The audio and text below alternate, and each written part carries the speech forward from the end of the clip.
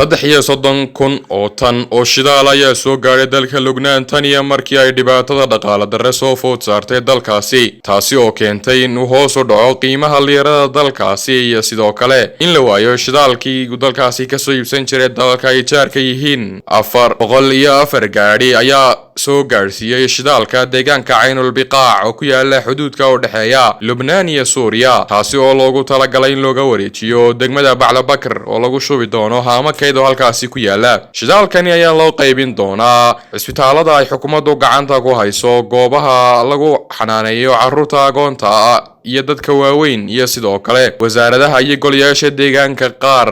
waxa kale oo loo qaybin doonaa sharikadaha ganacsiga iyo kaalmaha, iyadoo 90% ay xidhmeen kaalmihii shidaal ee dalkaasi iyo sidoo kale adeegyadii isgaarsiineed ee baabuurta u kala gooshi jirtay dalkaasi. Danka kale dalka Lubnaan waxa ka taagan cabasho ay soo jeedinayeen ehelada dadkii wax ku noqday qarxii Beirut ee ka dhacay bishii August sanadii 2020, kaasi oo ka dhacay dekedda caasimadda, isla mar ahaantaasina waxyeello soo gaarsiiyay dhismayaal iyo dad kala duwan.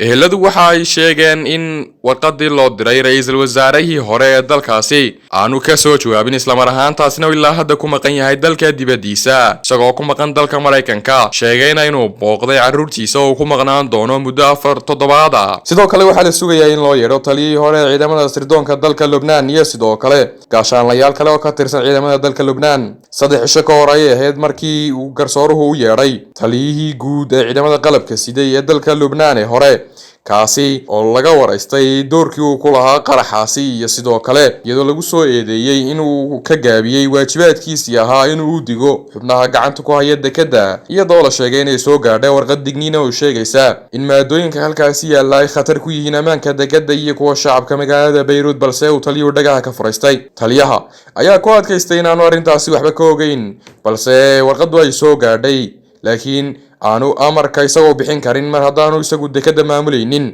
baaritaanka oo socday muddo 4 saac iyo badha ayaa ugu dambeyntii garsooruhu waxa uu sheegay in mar dambe loo yeeri doono taliyaha. حياتنا كلها تغيرت، فهموها. نحن ما بنفهم بسياساتكم، ما بنفهم بتناقضاتكم السياسية. balse ilaa hadda shacabku waxay ka cabanayaan in ra'iisul wasaarihii hore dalku ilaa hadda aanu soo laabanin, isla mar ahaantaasina aanu hor imanin garsoorka, iyagoo sheegay in taasi xadgudub ku tahay cadaaladda iyo qaanuunka dalka. waxaana ra'iisul wasaaraha cusub Najiib Miqaati uu soo jeediyay inuu garabkooga istaago, isla mar ahaantaasina uu si dhaqso ah u hor keeno cadaaladda dadkii ka dambeeyay qarxii Beirut ka dhacay bishii August ee sanadkii hore aynu soo dhaafnay. shidaalkani ka yimid dalka Suuriya ayaa waxa keentay dowladda Iran isagoo markabkii sida uu shalay toole ku shubay mid ka mid ah dekedaha ku yaala xuduudka u dhaxeeya Suuriya iyo Lubnaan. Yohanis Abdiraxmaan, Ariel TV, Hargeysa.